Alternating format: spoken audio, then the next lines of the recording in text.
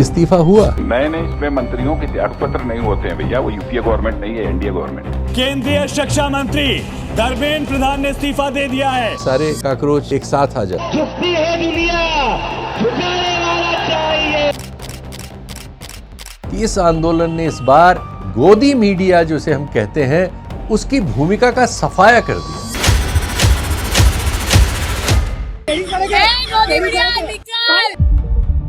कभी शर्म आएगी उनको? ये सब बच्चे देख रहे हैं कि हमारे नेताओं के, अफसरों के और उद्योगपतियों के इनके बच्चे विदेशों में पढ़ रहे हैं। आंदोलन खत्म नहीं हुआ है। मैं मोदी जी से कहना चाहता हूँ, सुबह हो गई मामो, ये पहला विकेट है, यहाँ नहीं रुकेंगे। अब तो बस शुरुआत हुई है, अभी तो बस शुरुआत हुई है। सिंहासन खाली करो कि जनता आती है। नमस्कार, मैं Sheetal P Singh, round table studio के इस कार्यक्रम में आपका स्वागत है। बड़ा शुभ दिन है आज लोकतंत्र के लिए।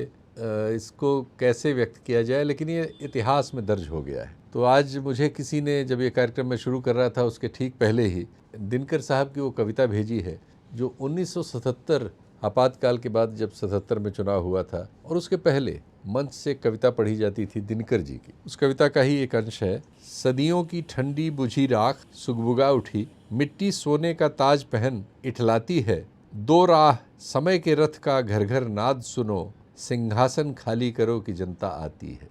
फिर से उस कविता की इसीलिए याद आई, आज के दिन भारत के इतिहास में जो लोकतांत्रिक इतिहास है, जो लोहिया जी के शब्दों में सड़कों पर रचा जाता है जिससे संसद की आवारगी को रोका जा सकता है, आज इसने उसको स्थापित फिर से कर दिया।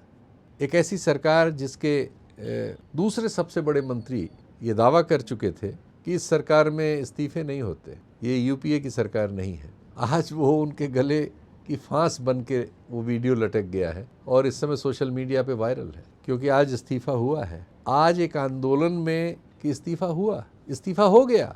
ऐसा नहीं था कि आंदोलन पहले नहीं हुए, किसानों का आंदोलन हुआ था। 1 साल से ज़्यादा समय तक किसान दिल्ली के सीमा पे बैठे रहे। किसान आंदोलन में कानून वापस हुआ था, मंत्री कायम था। नागरिकता कानून का आंदोलन हुआ, क्या हुआ उसमें? कुछ नहीं हुआ। महिला पहलवानों ने, अंतर्राष्ट्रीय स्तर की महिला पहलवानों ने, ओलंपिक तक गई हुई महिला पहलवानों ने आंदोलन किया। बार बार उनके साथ दुर्व्यवहार हुआ। तो आज जो कुछ हुआ है, दरअसल इस कविता में जो व्यक्त है उसकी अनुभूति कराता है और एक बड़ा विश्वास दिलाता है लोकतंत्र में। आइए इस पूरे मामले को शुरू से देख। पहले 3 मई 2026 यहीं से चिंगारी फूटी थी। 3 मई को दरअसल नीट यूजी की परीक्षा हुई थी। मेडिकल कॉलेज में दाखिले के लिए देश की सबसे बड़ी परीक्षा। 20 लाख से ज्यादा परीक्षार्थी। परीक्षा के तुरंत बाद पेपर लीक के आरोप लगने लगे। राष्ट्रीय एजेंसी जो एक परीक्षा के लिए आजकल बनाई गई है, एनटीए, जो हर तरह की परीक्षा आजकल करा रही है, उसने परीक्षा रद्द कर दी। जांच सीबीआई को सौंपी गई और 20 लाख बच्चों को फिर दोबारा परीक्षा देनी पड़ी। इसके पहले भी नीट की परीक्षा में 1 साल पहले और उसके पहले भी इस तरह की शिकायत आ चुकी थी।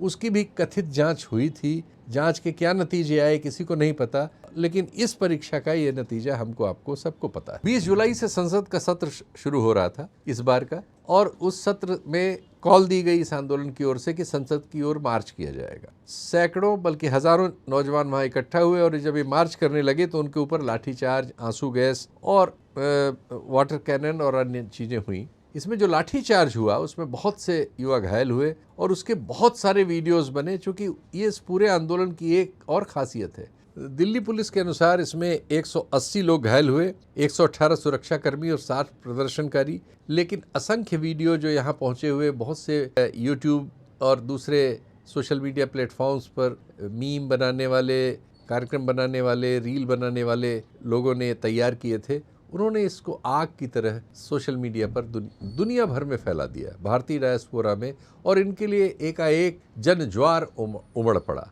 लोगों को ये आचरण सरकार का बिल्कुल नापसंद हुआ, जिसमें इन बच्चों को मारा पीटा गया था, बहुत सी युवतियों और बच्चियों के साथ दुर्व्यवहार किया गया था, और वो सारे वीडियोस दुनिया भर में सबके फ़ोन में घूमने लगे और देश भर में और दुनिया भर में भारतीय डायस्पोरा में ऐसा गुस्सा सामने आया जिसने 2012 के आंदोलन की याद हमारे सामने कर दी। इसके बाद जैसा प्रशासनिक कार्रवाइयाँ होती हैं, बहुत से लोगों को गिरफ्तार करना और बैरिकेडिंग करना और दूसरी चीज़ें करना, लेकिन अब जन जमावड़ा बढ़ना शुरू हुआ। जो जो आंदोलन बढ़ता गया, सरकार ढीली होती गई। सरकार की ओर से वार्ता के क्रम शुरू हुए। जेपी नड्डा और अन्य मंत्री, खासकर जितेंद्र सिंह, ये वार्ता क्रम में आगे आए। बहुत सी चीज़ें, अब इन चीज़ों से आप परिचित हैं, थोड़ा हम इससे आगे बढ़ते हैं। और वांगचुक साहब का अनशन खत्म हो गया, आपको मालूम ही था। और मीडिया में जो ऐसा मीडिया जो सरकार का पक्ष रखता है, इस आंदोलन में उसके लिए भी बड़ी कठिनाइयाँ हुई। उसके लिए कवरेज करना लगभग असंभव हो गया। उसके कई जगह लोगों को दुर्व्यवहार का भी शिकार होना पड़ा, जो एक ख़राब परिस्थिति है। लेकिन इसके लिए उन बच्चों को दोष नहीं दिया जा सकता, उस काम को दोष दिया जाना है जो पिछले 12 साल से मीडिया के नाम पे चल रहा है। आप मीडिया रह गए हैं क्या? इसका कोई उत्तर दिया जा सकता है? इंस्टाग्राम के लिहाज से भारत इस समय दुनिया का सबसे ज़्यादा यूज़र वाला बाज़ार है। हालांकि आर्थिक आंकड़े दुनिया में उसको सबसे बड़ा यूज़र नहीं बताते, लेकिन संख्या की दृष्टि से वो सबसे बड़ा यूज़र वहाँ है। डेटा पोर्टल के हिसाब से, डेटा रिपोर्टल अप्रैल 26 का इसका आंकड़ा है कि करीब 39 करोड़ यूज़र हैं भारत में इसके। अमेरिका दूसरे नंबर पर है, जहाँ से ये सब शुरू होता है, लगभग 17 करोड़। ब्राज़ील तीसरे नंबर पर है, 14 करोड़। यानी वो दोनों मिलके भी भारत के 39 करोड़ से कम है। तो भारत में इसकी बहुत बड़ी संख्या है और ये मतलब बहुत तेज़ी से जिसने विकास किया है, ये एक वैसे ऑर्गेनाइजेशन के तौर पर हमारे सामने है। और सितंबर 25 में मेटा ने, जिसका ये है इंस्टाग्राम, उन्होंने कहा था कि ये 3 अरब के आसपास मासिक यूजर का जो दर है उनका, उसको ये पार कर चुका है। इंस्टाग्राम का वैश्विक विज्ञापन राजस्व में करीब 66 अरब डॉलर कमाई थी। 25 में ये लगभग 83 अरब डॉलर के आसपास पहुंची, यानी 25% की इसमें सालाना बढ़त हुई है। ये इस समय बाकी फेसबुक या दूसरों में जो कमाई की बढ़त है उसकी तुलना में बहुत ज़्यादा है। यानी यही एक क्षेत्र है इस पूरे धंधे में जो सबसे तेज़ी से संख्या में भी और पैसे में भी विकास कर रहा है। लेकिन अब भारत के बारे में भी इस आंकड़े की कमाई वगैरह का भी सुन लेना चाहिए। हम संख्या में सबसे बड़े हैं, लेकिन प्रति यूजर जो कमाई है वो भारत में बहुत कम है। भारत में 3 या 4 डॉलर के प्रति जो यूज़र हैं, जो वो रील वील से कमाते हैं, वो 3-4 डॉलर है, 300-400 रुपये। अमेरिका में वो 45 डॉलर से ऊपर है, यानी करीब 5,000 रुपये या 4,500 रुपये कमाते हैं, वही सेम रील बना के। तो ये खैर इसके डिटेल्स ज़्यादा है, उस पर नहीं जाऊंगा। और भारत का नौजवान तुलनात्मक रूप में इंस्टा पर जितना समय दे रहा है, वो दुनिया में इंस्टा के जितने भी और सारे यूज़र हैं वो सब मिलके उससे कम समय दे रहे हैं। तो ये एक अलग परिस्थिति है। फिलहाल ये आंकड़े की ज़रूरत थी इस पूरे मुद्दे को समझने के लिए, क्योंकि ये एक आंदोलन है जिसको इंस्टाग्राम ने वो बनाया जो वो आज बना और जिसकी वजह से वो नतीजा आया। अब भारत सरकार ने क्या किया, ये भी ज़रा समझने वाला है। भी मैंने पॉइंट्स इसके नोट किए हैं। हमारे यहाँ एक 69A है धारा, उसके तहत ये किसी भी अकाउंट को, वेबसाइट को और चीज़ों को ब्लॉक कर देते हैं। जुलाई में कुछ देर के लिए इंस्टाग्राम अकाउंट उन्होंने बाधित किया था, हल्ला मचा। इसको भारत में जियो ब्लॉक हुई। मीडिया नामा के सेंसरशिप ट्रैकर के अनुसार इसमें एक अंतर्राष्ट्रीय समाचार संस्थान के पत्रकार की क्लिप भी शामिल थी। ये विरोध को दिखाने वाली कुछ क्लिप थी। अब कानूनी बात, सुप्रीम कोर्ट ने 2015 में श्रेया सिंघल के मामले में 59A को बरकरार तो रखा, लेकिन शर्तों के साथ। लिखित कारण, सुनवाई का अधिकार, समीक्षा और अदालत में चुनौती, ये उसमें चांस दिया गया था।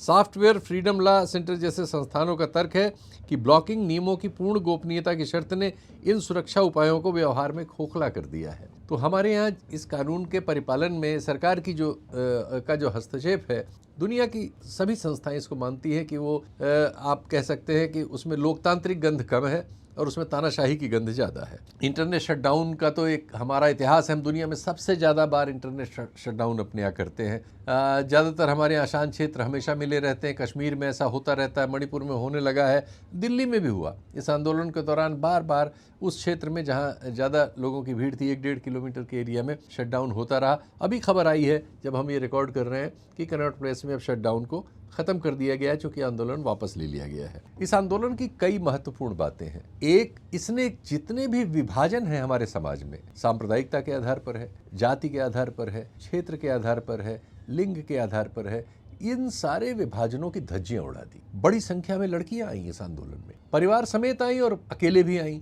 और उन्होंने कहा कि वो सुरक्षित महसूस कर रही थी। उनको असुरक्षा तब हुई जब सुरक्षा बलों ने हस्तक्षेप किया, और उन्होंने कई ऐसे विजुअल हैं जिसमें उनके हस्तक्षेप की और उसकी हमें इसकी पुष्टि होती है जो उन्होंने कहा। दूसरी ओर इसमें जो सांप्रदायिक आधार पर छेड़छाड़ करने, उस मामले पे भड़काने, उस मामले पे डिवीजन करने की बहुत सी कोशिशें हुई, सब फेल हुई, और बाद में तो फिर ऐसा वातावरण बन गया कि उनके लिए बहुत मुश्किल था। और तीसरा सबसे महत्वपूर्ण ये हुआ कि इस आंदोलन ने इस बार गोदी मीडिया जिसे हम कहते हैं उसकी भूमिका का सफाया कर दिया। इस आंदोलन में अब उनकी कोई भूमिका ही नहीं रही सिवाय इसके कि वो खदेड़े गए और इसकी वो आलोचना करते रहे, पत्रकारिता के अधिकार के तौर पर अपने नागरिक अधिकार और पत्रकारिता के अधिकार की बात करते रहे। लेकिन उन्होंने कभी ये नहीं सोचा कि जो 12 साल से लोगों के अधिकारों की संरक्षा करने की जगह उनकी वो हत्या करते रहे हैं, वो सरकार की ओर से जनता के खिलाफ दुश्मन का प्रचार करते रहे हैं, कभी वो अपनी भूमिका की आत्मालोचना भी करेंगे?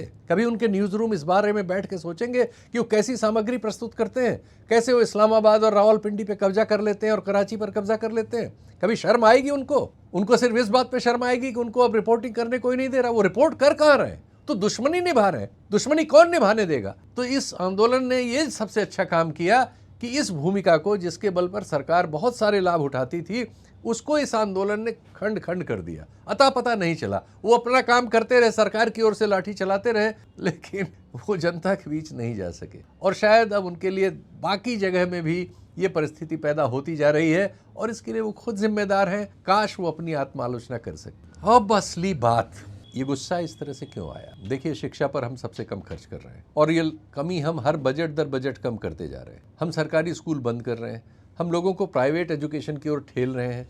हमारे 6 से 9 लाख बच्चे हर साल विदेशों में पढ़ने जा रहे हैं। वो किन के बच्चे हैं? 100 करोड़ लोगों के पास तो इस देश में परचेजिंग पावर ही नहीं है, तो बहुत थोड़े से हिस्से के बच्चे हैं। ये सब बच्चे देख रहे हैं कि हमारे नेताओं के, अफसरों के और उद्योगपतियों के, इनके बच्चे विदेशों में पढ़ रहे हैं। बाकी बच्चों के लिए जो देश में शिक्षा है उसका ये हाल कर दिया है कि उसे प्राइवेट एजुकेशन की ओर, प्राइवेट घरानों की ओर ठेला जा रहा है, जो गलगोतिया जैसे स्कूल चलाते हैं, जो चीन के रोबोट को अपने नाम से किसी हमारी प्रदर्शनी में दिखा के और श्रेय लेना चाहते हैं। तो ये जो झूठी शिक्षा एक प्राइवेट शिक्षा के तौर पर आ रही है, ये ठग रही है हमारे लोगों को। इससे सबसे बहुत गुस्सा है। और उसमें जो थोड़ा बहुत इस तरह का तंत्र बचा हुआ है, जैसे नीट की परीक्षा है और अन्य परीक्षाएं हैं, कुछ प्रतियोगी परीक्षाएं हैं, जब उनमें धांधली की खबर आती है तो उनको जाहिर है उनमें गुस्सा होगा, और वो गुस्सा हुआ और वो गुस्सा प्रकट हुआ। इस आंदोलन को फिलहाल तो हम एक विराम के तौर पर देख सकते हैं, लेकिन ये खत्म नहीं हुआ है। चूंकि हमारे देश में जो बेरोजगारी की भीषण समस्या है,